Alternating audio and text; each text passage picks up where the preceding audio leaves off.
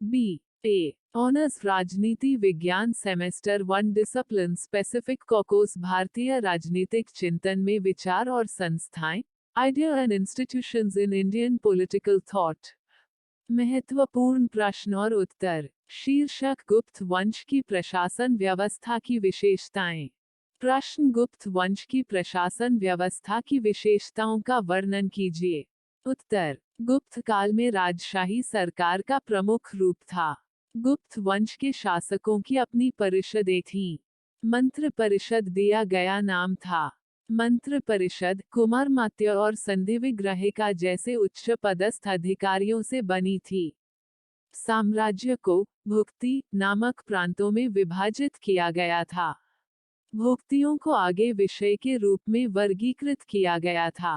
प्रत्येक भुक्ति को एक उपरिका द्वारा प्रशासित किया जाता था, जिसे राजा द्वारा नियुक्त किया जाता था। विषयपतियों को प्रांतीय गवर्नर द्वारा नियुक्त किया गया था या कुछ मामलों में स्वयं राजा ने विषयों को नियंत्रित करने के लिए विषयपतियों नियुक्त किया था। ग्राम प्रशासन की देखरेख ग्राम प्रधान करता था। मौर्य काल के विपरीत गुप्त काल में प्रशासन जमीनी स्तर से प्रबंधित प्रतीत होता है। गुप्त प्रशासन में राजा से संबंधित प्रमुख बातें। एक गुप्त युग के दौरान राजनीतिक पदानुक्रमों को इस्तेमाल की जाने वाली उपाधियों से पहचाना जा सकता है। राजाओं को महाराजाधिराज, परम भट्टारक और परमेश्वर जैसी उपाधियां दी जाती थीं। दो वे परम दैवत यानी देवताओं के प्रमुख उपासक और परम भगवत यानी वासुदेव कृष्ण के प्रमुख उपासक जैसे विशेषणों के माध्यम से भी देवताओं से जुड़े थे। तीन कुछ इतिहासकारों का मानना है कि गुप्त राजाओं ने देवीय स्थिति का दावा किया था। उदाहरण के लिए समुद्रगुप्त की तुलना पुरुष यानी परम सत्ता से की गई है।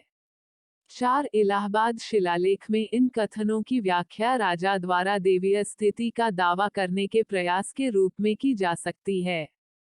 गुप्त प्रशासन में मंत्री और अन्य अधिकारियों संबंधित प्रमुख बातें। एक मुहरों और शिलालेखों पर आधिकारिक रैकों और पदनामों का उल्लेख किया गया है, लेकिन उनका सटीक अर्थ अभी तक अज्ञात ही रहा है।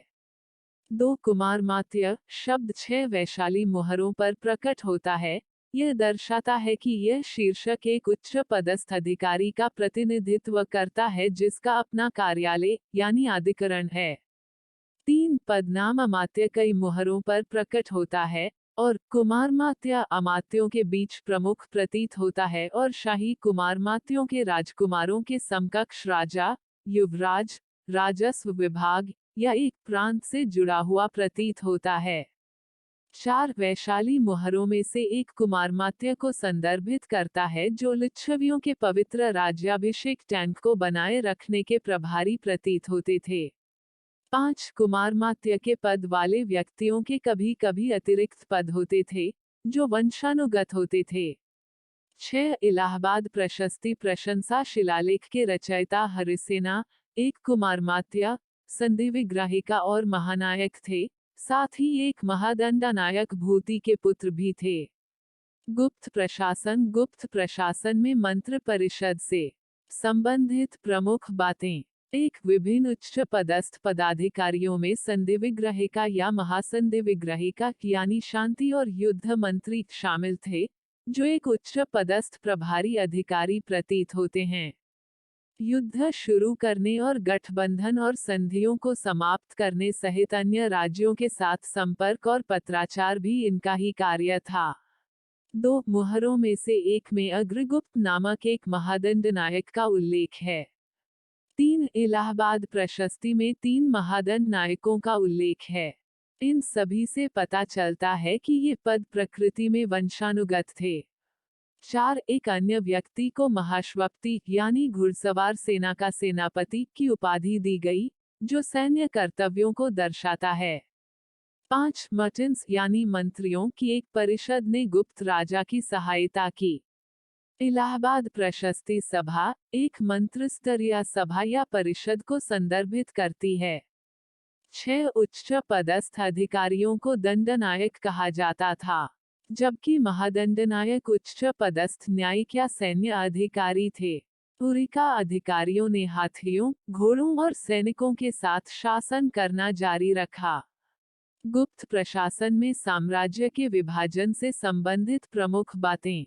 एक, गुप्त साम्राज्य के प्रांतों को भुक्ति के नाम से जाना जाता था। राज्यपाल को उपरिका कहा जाता था। 2, राजा सीधे उपरिका की नियुक्ति करता था, जो जिला प्रशासन और जिला बोर्ड की नियुक्त और प्रबंधन करता था, साथ ही सैन्य मशीनरी पर भी नियंत्रण रखता था।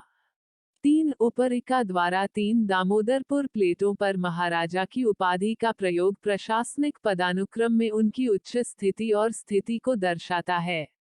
4, बुद्धगुप्त एरन स्तंभ शिलालेख, दिनांकित गुप्त वर्ष 165 सी, महाराजा सुरामीचंद्र को लोकपाल के रूप में संदर्भित करता है, जो कालिंदी और नर्मदा नदियों के बीच की भूमि पर शासन करता था।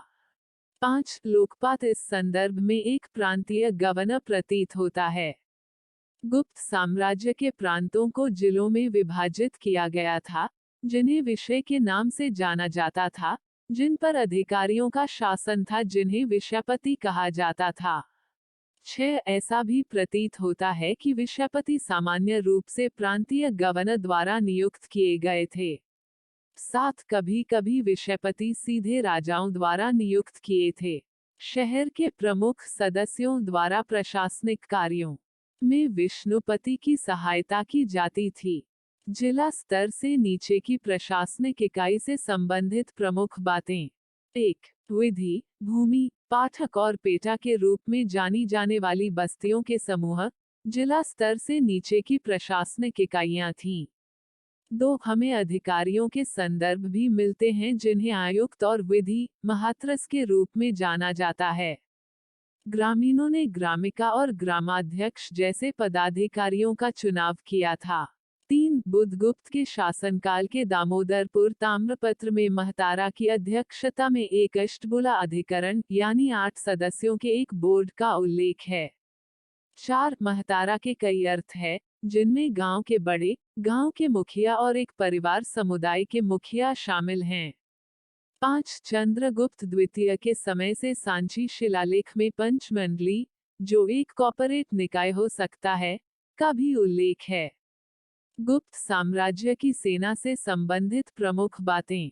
1, बालधिकृत और महाबलधिकृत यानी पैदल सेना और घुड़सवार सेना के सेनापति जैसे सैन्य पदों का उल्लेख मुहरों और शिलालेखों पर किया गया है। 2, गुप्त शिलालेखों में सेनापति शब्द प्रकट नहीं होता है, लेकिन यह कुछ वाकाटक अभिलेखों जरूर प्रकट होता है। 3, रण भंडागर अधिकरण या सैन्य भंडार कार्यालय का उल्लेख वैशाली की मुहर पर किया गया है।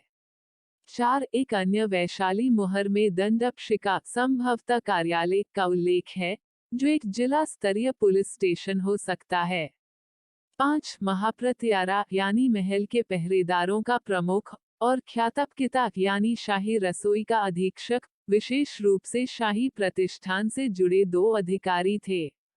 6, एक वैशाली मुहर एक व्यक्ति को एक महाप्रतिसार के साथ तारावेरा के रूप में भी संदर्भित करती है। प्रशासनिक ढांचे के शीर्ष स्तर में अमात्य और सचिव भी शामिल थे, जो विभिन्न विभागों के प्रभारी कार्यकारी अधिकारी थे। 7, जासूस जिन्हें दूतक कहा जाता था, जासूसी प्रणाली का हिस्सा थे। उच्च पदस्थ अधिकारियों का एक अन्य समूह आयुक्त था। निष्कर्ष, गुप्त राजाओं को ब्राह्मण दानियों का हिसाब देना था, जिनके पास दान किए गए गांवों के लोगों पर पूर्ण प्रशासनिक शक्ति थी। गुप्त राजाओं की ताकत के बावजूद इस अवधि के दौरान विकेंद्रीकरण के लिए काम करने वाले संस्थागत कारक कहीं अधिक मजबूत थे। प्रारंभिक मध्ययुगीन काल के दौरान गुप्त प्रशासन ने सिद्धांत और व्यवहार दोनों में बुनियादी प्रशासनिक संरचना के लिए एक मॉडल के रूप में कार्य किया। तो कुल मिलाकर इस प्रस्तुति में हमने गुप्त वंश की प्रशासन व्यवस्था की विशेषताओं के बारे में जानकारी प्राप्त की। प्रस्तुति समापन। आपका धन्यवाद। Disclaimer: This notes has been made after a lot of research, yet the accuracy of the answers may vary. The author assumes no responsibility or liability for any errors or omissions in the content of this notes. The information contained in this notes is provided on an as-is basis with no guarantees of completeness, accuracy, usefulness or timeliness.